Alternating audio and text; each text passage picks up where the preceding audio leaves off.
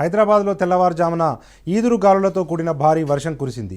గంటపాటు వర్షం కురిసింది. దీంతో లోతట్టు ప్రాంతాలు జలమయమయ్యాయి. సికింద్రాబాద్ సీతాఫల్ మండిలో అత్యధికంగా 7.2 సెంటీమీటర్ల వర్షపాతం నమోదైంది. వెస్ట్ మారేడ్పల్లిలో 6.1, మల్కాజిగిరిలో 4.7 సెంటీమీటర్లు, ఎల్బీనగర్లో 5.8 సెంటీమీటర్లు, బన్సీలాల్పేటలో 6.7 సెంటీమీటర్లు, బేగంపేటలోని పాటిగడ్డలో 4.9 సెంటీమీటర్లు, బేగంపేటలో 4.9 సెంటీమీటర్ల వర్షపాతం నమోదైంది.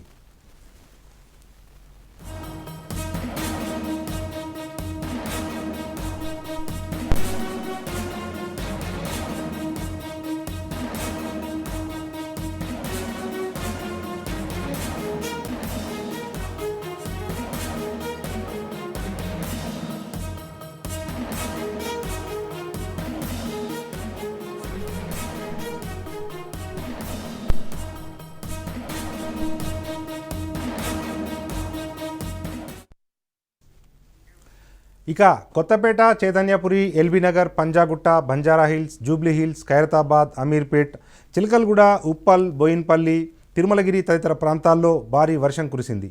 ఉపరితల ద్రోణి ప్రభావంతో తెలంగాణలో మరో 3 రోజుల పాటు భారీ వర్షాలు కురిసే అవకాశం ఉన్నట్టు వాతావరణ శాఖ అధికారులు తెలిపారు.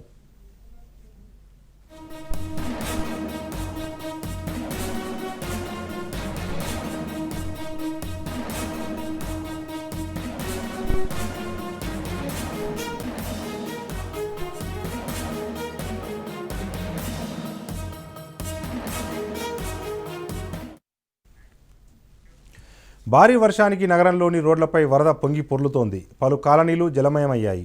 ఈదురుగాలులతో కూడిన వర్షంతో దిల్సుఖ్ నగర్, చైతన్యపురి, కొత్తపేటతో నగరంలోని పలు ప్రాంతాల్లో విద్యుత్ సరఫరా నిలిచిపోయింది. పంజాగుట్ట కూడలి వద్ద భారీగా వర్షపు నీరు నిలిచింది. దీంతో ట్రాఫిక్కు తీవ్ర అంతరాయం కలుగుతోంది. ఖైరతాబాద్, బంజారాహిల్స్ కూడలి వద్ద మోకాళ్ల లోతు నీరు ప్రవహిస్తోంది. పలు ప్రాంతాల్లో డ్రైనేజీలు పొంగి పొర్లుతున్నాయి. ఈదురుగాలులకు మైత్రివనం స్టేట్ హోం వద్ద రోడ్డుపై చెట్టు కొమ్మలు విరిగిపడ్డాయి. హైదరాబాద్తో పాటు చుట్టుపక్కల ప్రాంతాల్లోనూ భారీ వర్షం కురుస్తోంది.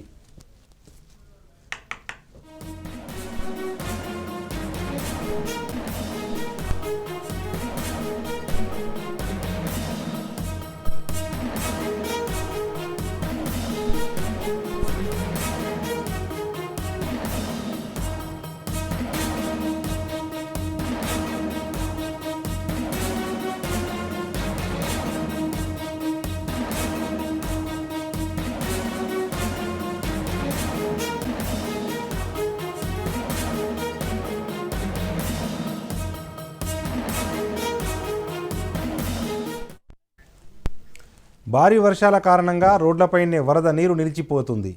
లోతట్టు ప్రాంతాలు నీట మునిగాయి. భారీగా వర్షం కురిసిన ప్రాంతాల్లో డిఆర్ఎఫ్ సిబ్బందిని జీహెచ్ఎంసీ అలర్ట్ చేసింది. రోడ్లపై నిలిచిన వర్షపు నీటిని జీహెచ్ఎంసీ సిబ్బంది తొలగించే ప్రయత్నం చేస్తున్నారు. లోతట్టు ప్రాంతాల్లో డిఆర్ఎఫ్ సిబ్బంది సహాయక చర్యలను ప్రారంభించారు.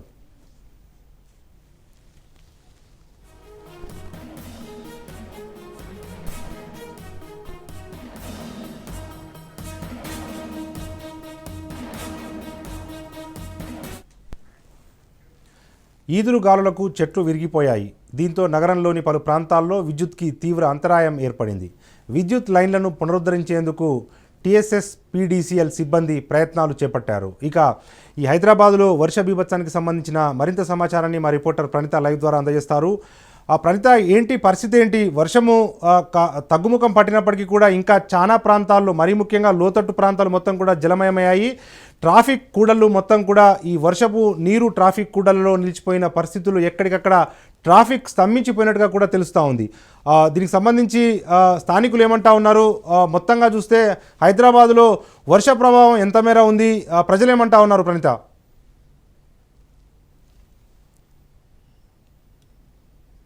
ఉదయం ఒక గంట పాటు కూడా వర్షం బీభత్సం సృష్టించింది. అయితే ఒక గంట పాటు కురిసినటువంటి వర్షానికే హైదరాబాద్ సిటీలో చాలా వరకు కూడా రోడ్లన్నీ జలమయమయ్యాయి. ముఖ్యంగా లోతట్టు ప్రాంతాల్లో ఉన్నటువంటి చాలా ఏరియాస్లో ఇళ్లలోకి వర్షపు నీరు అంతా కూడా చేరింది. అయితే క్రమంగా రెయిన్ తగ్గటం, అట్లాగే హీట్ కూడా రావడంతో పూర్తిగా వాటర్ అన్నీ కూడా పోయినటువంటి సిచ్యువేషన్ మనకు కనిపిస్తుంది. అయితే చాలా చోట్ల ఉదయం కురిసినటువంటి వర్షానికి చెట్లన్నీ కూడా చాలా చోట్ల విరిగిపోయినటువంటి పరిస్థితి మనం చూస్తున్నాము. చెట్ల కొమ్మలు కూడా రోడ్డుకి అడ్డంగా పడి ఉండటంతో కొన్ని చోట్ల భారీగా ట్రాఫిక్ స్తంభించిపోయినటువంటి దృశ్యాలు కూడా మనకి ఉదయం వరకు కనిపించాయి. అటు మలక్పేట్ ప్రాంతం కావచ్చు, మలక్పేట్ టు చాదర్ఘట్ వచ్చేటువంటి రూట్ అంతా కూడా దాదాపు 2 కిలోమీటర్ల పొడవున ట్రాఫిక్ అంతా కూడా ఉదయం స్తంభించిపోయినటువంటి దృశ్యాలు కూడా మనం చూసాము.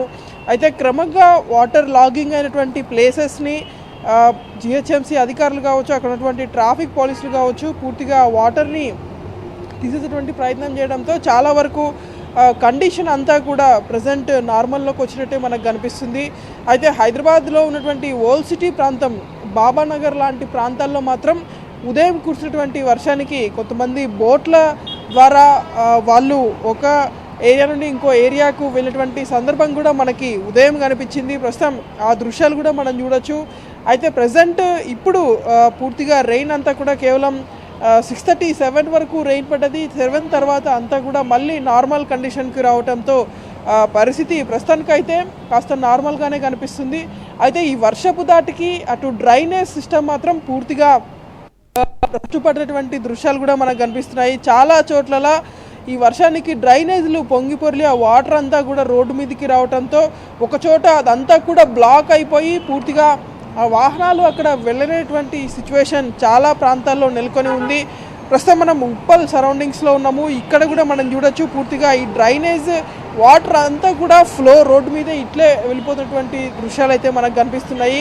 అయితే ఇంకా చాలా చోట్ల ఈ తరహాలో ఇక్కడ మనకు కనిపిస్తున్నటువంటి ఈ కొమ్మ ఏదైతే పడి ఉందో ఇటువంటి సిచ్యువేషన్ మాత్రం చాలా ప్రాంతాల్లో ఉంది. కొన్ని చోట్ల అటు కంటోన్మెంట్ లాంటి ప్రాంతాల్లో అయితే ఏకంగా ఒక చెట్టు అంతా కూడా విరిగిపోయి రోడ్డుకు అడ్డంగా పడిపోయి ఉన్నటువంటి దృశ్యాలు అయితే మనకు కనిపిస్తున్నాయి.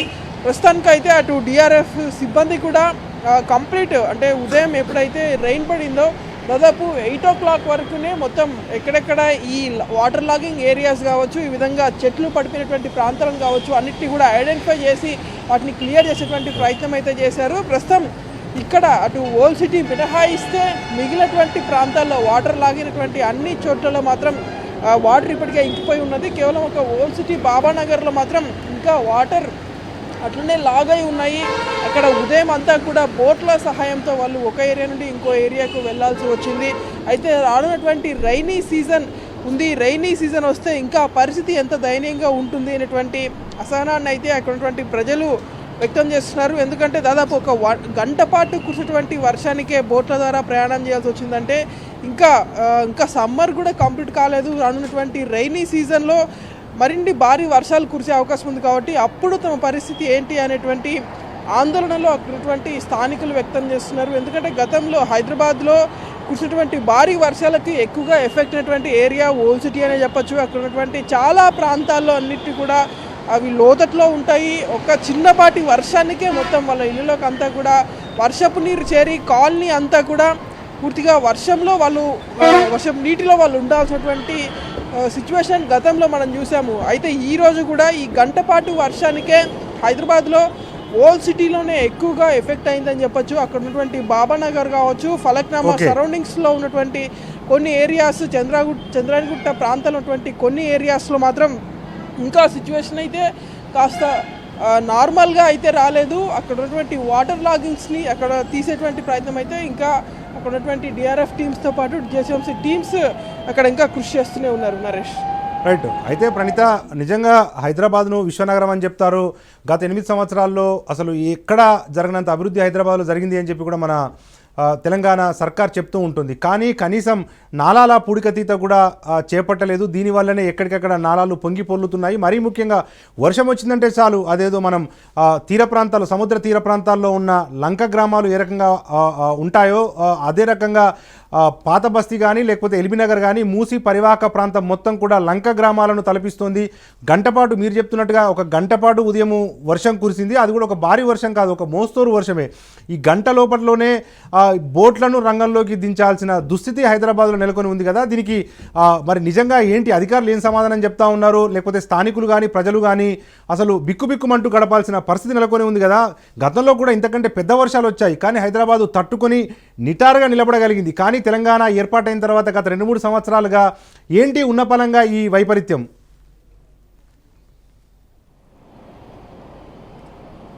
అయితే ముఖ్యంగా లోకల్గా ఉన్నటువంటి లీడర్స్ ఎప్పటికప్పుడు ఆ సమస్యలు వాళ్ళ దృష్టిలో ఉంటాయి, కానీ వాటిని పరిష్కరించే దిశగా మాత్రం లోకల్గా ఉన్నటువంటి కార్పొరేటర్లు కావచ్చు, లోకల్గా ఉన్నటువంటి ఎమ్మెల్యేస్ కావచ్చు, కేవలం అక్కడ ఒక ఎలక్షన్ వస్తే అవన్నీ కూడా నామమాత్రపు హామీలుగా ఉండిపోతున్నాయి తప్ప ఈ డ్రైనేజ్ సమస్యకు పరిష్కారం అనేటువంటిది ఇప్పటి వరకు కూడా అధికారులు కనుగొనలేకపోయారు. గతంలో ఈ నాలాల పూడికత అంశానికి సంబంధించి గతంలో ఎన్నో ప్రకటనలు అధికార పార్టీకి సంబంధించినటువంటి నేతలు చేశారు, కానీ హైదరాబాద్లో ఎప్పుడు వర్షం పడినా సరే ఈ డ్రైనేజ్ వ్యవస్థ అనేటువంటిది ఎప్పుడు కూడా ఒక ప్రశ్నగా మారిపోతుంది.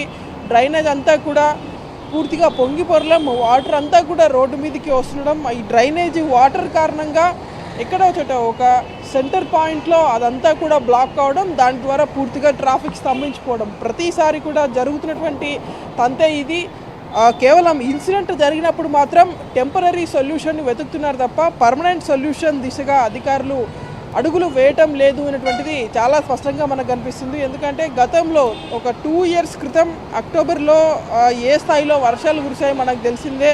ఆ తర్వాత జిహెచ్ఎంసీ ఎలక్షన్ కూడా వచ్చింది. ఆ జిహెచ్ఎంసీ ఎలక్షన్కి ముందు వచ్చినటువంటి వరదల ప్రభావం మనం చూసాము. అప్పుడు కేవలం నీట మునిగినటువంటి ప్రతి ఇంటికి కూడా 10,000 ఇస్తామని గతంలో ప్రభుత్వం హామీ ఇచ్చింది.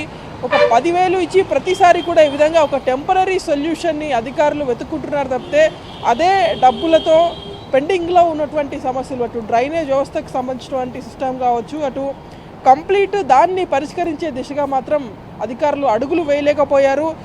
ప్రజలకి డబ్బులు ఇస్తే సరిపోతుంది అనేటువంటి ధోరణిలో అధికారులు ఉన్నటువంటి కారణంగానే ఎప్పుడు వర్షం పడినా ఇదే పరిస్థితి మనకి హైదరాబాద్లో కనిపిస్తూనే ఉంది.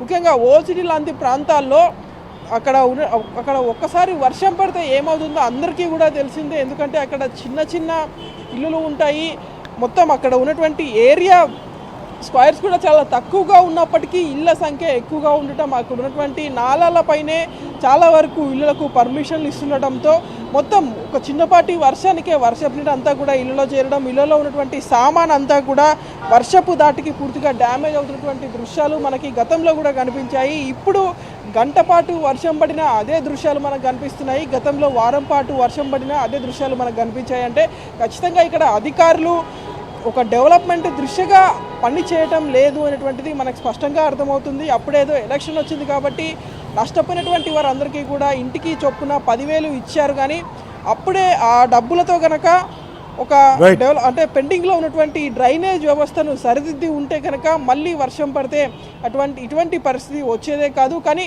అధికారులు మాత్రం పూర్తిగా ఈ సమస్యను అలానే ఉంచి ఒక టెంపరీ సొల్యూషన్ దిశగానే ప్రతిసారి అడుగులు వేస్తున్నారు. అందుకే తమకి సమస్య అంటూ కూడా ప్రజలు తమ అభిప్రాయాన్ని వ్యక్తం చేస్తున్నారు. Naresh. Right Praneetha, thank you. దీనికి సంబంధించి మరింత సమాచారాన్ని అందజేసేందుకు మా రిపోర్టర్ రమేష్ మనకు ఫోన్ లైన్లో సిద్ధంగా ఉన్నారు. రమేష్, ఏంటి జస్ట్ ఒక గంట పాటు 6 సెంటీమీటర్ల వర్షమే కురిసింది, దానికి హైదరాబాద్ మొత్తం అతలాకుతలం అయిపోయినట్టుగా ఉంది. ఇంతకుముందు మనం చెప్పుకుంటున్నట్టుగా అదేదో సముద్ర తీర ప్రాంతాల్లో లంక గ్రామాలు ఉంటాయి కదా, అట్లా పాత బస్తీ మొదలుకొని మూసి పరివాహక ప్రాంతమైన ఎల్బీనగర్ వరకు ఆ మొత్తం కూడా లంక గ్రామాలను తలపింపజేస్తూ ఉన్నాయి. బోట్లలో ప్రజలు ప్రయాణం చేయాల్సి వస్తుంది. ప్రధానంగా ఈ నాలాల పూడికతీత పూర్తి కాకపోవటము, దాని తర్వాత ఎగువ ప్రాంతంలో ఉన్న చెరువులు కబ్జా కావటము, నాలాలు కబ్జా కావటము ప్రధాన కారణంగా కనిపిస్తూ ఉంది. ఎందుకంటే గంట వర్షానికి హైదరాబాద్ అతలాకుతలం అయితే వర్షాకాలంలో ఒక 5-6 గంటల పాటు వర్షాలు కురిస్తే కనుక మొత్తం హైదరాబాద్ మునిగిపోయిన పోనవసరం లేదు అన్న అభిప్రాయాన్ని స్థానికులు వ్యక్తం చేస్తున్నారు కదా. నిజంగా ఈ అధిక వర్షపాతం కాకపోయినా కూడా ఇదంతా ఒక మ్యాన్ మేడ్ డిజాస్టర్స్ లాగా కనిపిస్తూ ఉంది కదా, మానవ తప్పిదం లాగానే కనిపిస్తూ ఉంది కదా. ప్రధాన కారణం ఏంటి? మరీ ముఖ్యంగా మూసి పరివాహక ప్రాంతంలోనే ఇట్లా ఈ నీళ్లు ఉప్పొంగిపోవటము, డ్రైనేజీ ఉప్పొంగిపోవటం వెనుక ప్రధాన కారణం ఏంటి రమేష్? Good afternoon Naresh. జిహెచ్ఎంసీకి సంబంధించినంత వరకు మాత్రమే కాకుండా మనం రాష్ట్రం మొత్తం కూడా ఒకసారి పరిశీలిస్తే వాతావరణ శాఖ నివేదిక ప్రకారం ఒక లైట్ రెయిన్ఫాల్ అంటే 2.50 mm నుంచి 15.50 mm మధ్యలో మాత్రమే వర్షం కురిసింది. ముఖ్యంగా చూస్తున్నప్పుడు యాదాద్రి భువనగిరి, నల్గొండ ఈ ఏరియాలో మాత్రమే ఉంది. ప్రధానంగా రంగారెడ్డి ఏరియా కానీ జిహెచ్ఎంసీ పరిధి చూసుకున్నప్పుడు లైట్ రెయిన్ ఫాల్ మాత్రమే ఉంది. సో అంటే అతి తక్కువ వర్షపాతం అడిషనల్ వర్షం కురిసినప్పటికీ కూడా గ్రేటర్ లో వరద ప్రవహించినటువంటి బోట్లలో సామాన్లు కానీ చిన్న పిల్లలు కానీ తరలించుకుంటున్న పరిస్థితి కూడా కనిపిస్తుంది. ముఖ్యంగా దీనికి సంబంధించినప్పుడు మనం చూస్తే అక్రమ నిర్మాణాలు కానీ అనుమతి లేకుండా నిర్మించేటువంటి పరిస్థితి, ఏదైతే నేచురల్ కెనాల్ సిస్టమ్ ఏదైతే సిటీలో ఉందో దాన్ని ధ్వంసం చేయడం కూడా ఒక ప్రధాన కారణంగా కూడా మనము గమనించవచ్చు. గతంలో చూసినప్పుడు లాస్ట్ ఇయర్ ఏదైతే వర్షాలు వచ్చిందో ఆ సందర్భంలో కూడా కేటీఆర్ స్వయంగా చెప్పారు, సిటీని మనం ఒక ఇంటర్నేషనల్ సిటీ స్థాయిలో ఉన్నది, దీన్ని మనం ఎట్లయినా రెక్టిఫై చేస్తాము అనే విధంగా మాట్లాడారు. మనం 2014 నుంచి కూడా మనం జిహెచ్ఎంసీ పరిధిలో వరదకాలకు సంబంధించి ఒక డాటాను కూడా మనం తీయడం జరిగింది. దీనికోసం మనం చేసిన నాటికి అంటే దాదాపు 6 నెలల ముందు నాటికి 859 కోట్ల రూపాయలను కేవలం 4 బెడ్స్ కానీ నాలాల పునరుద్ధరణ కోసమే ఖర్చు చేసినట్టుగా జిహెచ్ఎంసీ గణాంకాలు చెప్తున్నాయి. దీంతో ఎస్ఎస్సీ కానీ ఒక ప్రత్యేకంగా విభాగం, దానికి ఒక ప్రత్యేకమైనటువంటి చీఫ్ ఇంజనీర్ అధికారిని కూడా ఏర్పాటు చేసి దాదాపు 2 ఏళ్లు పూర్తికావు రావడం లేదు. అయితే మనం ఈ అన్సీజన్ లో వచ్చిన రెయిన్ ను ఒక గంట సేపు కానీ ఇప్పుడు మార్నింగ్ నుంచి చూస్తున్నటువంటి ఒక మోస్తారు వర్షానికి సిటీలో ఇట్లాంటి పరిస్థితి ఎక్కడికక్కడ ట్రాఫిక్ జామ్ కావడం కానీ, చెట్లు విరిగి పడడం, లేదా canal systems, water drainage systems కానీ వరద నీరు ప్రవహించలేక మళ్ళీ రోడ్డు మీదనే ఉండిపోవడం ఒక ముందస్తు హెచ్చరిక కూడా మనం భావించవచ్చు. వచ్చే వర్షాకాలాన్ని దృష్టిలో పెట్టుకొని ప్రభుత్వం ఇక కూడా ఇప్పటికైనా చర్యలు దిగకపోతే మా భారీ నష్టాన్ని గత సంవత్సరం ఏదైతే ఎక్స్పీరియన్స్ అయ్యామో అంతకంటే ఎక్కువ నష్టాన్ని కూడా మనం చూడక తప్పదనే చెప్పాలి నాకు. Right, thank you Ramesh.